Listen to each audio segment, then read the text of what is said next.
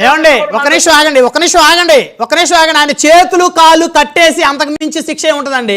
చేతులు కాళ్ళు పూర్తిగా విరిచేసి వెనక కట్టేసి రోడ్డు మీద ఆయన ఒక జంతువులాగా రోడ్డు మీద ట్రీట్ చేశారండి ఆయన్ని.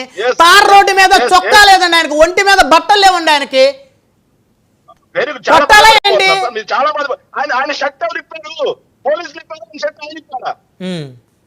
అది సమాధానం చెప్పండి మీరు.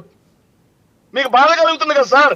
రోడ్డు మీద ఈ రోజైనా సార్ 1 minute, రోడ్డు మీద ఈ రోజైనా ఏదైతే పబ్లిక్ ఇబ్బంది కలిగిస్తూ తాగేసి న్యూసెన్స్ చేస్తూ ప్రస్తుతం ఉన్నటువంటి చంద్రబాబు నాయుడు గారిని, నరేంద్ర మోడీ గారిని ఎవరో ఒక డాక్టర్, అత్యున్నత స్థాయి వ్యక్తి అనుకోండి, అతను ఒక పెద్ద యూనివర్సిటీ ప్రొఫెసర్ అనుకోండి, తాగేసి న్యూడ్ గా అర్ధనగ్నంగా నిలబడి పోలీసు వాళ్ళనే కాకుండా ముఖ్యమంత్రిని, అదే విధంగా సార్ ప్రధానమంత్రి నరేంద్ర మోడీ గారిని అందరినీ బండబూతులు తిడుతుంటే పోలీసులు చెప్పినా వినకుండా అదే పనిగా అక్కడే న్యూస్ చేస్తుంటే ఏదైతే చేతులు విరిచి అరెస్ట్ చేయడం తప్ప. శేఖర్ రెడ్డి గారు ఆగండి, మళ్ళీ మాట్లాడదాం. అది తప్పే ఇది తప్పే, దాన్నేమో సమర్థించుకుంటారు, దీన్నేమో వ్యతిరేకిస్తారు. కరెక్ట్ గా రాజకీయ ధోరణిలో పోవద్దు. ఒక సంఘటన జరిగినప్పుడు ఒక సంఘటన ఒకే విధంగా చూడాలి.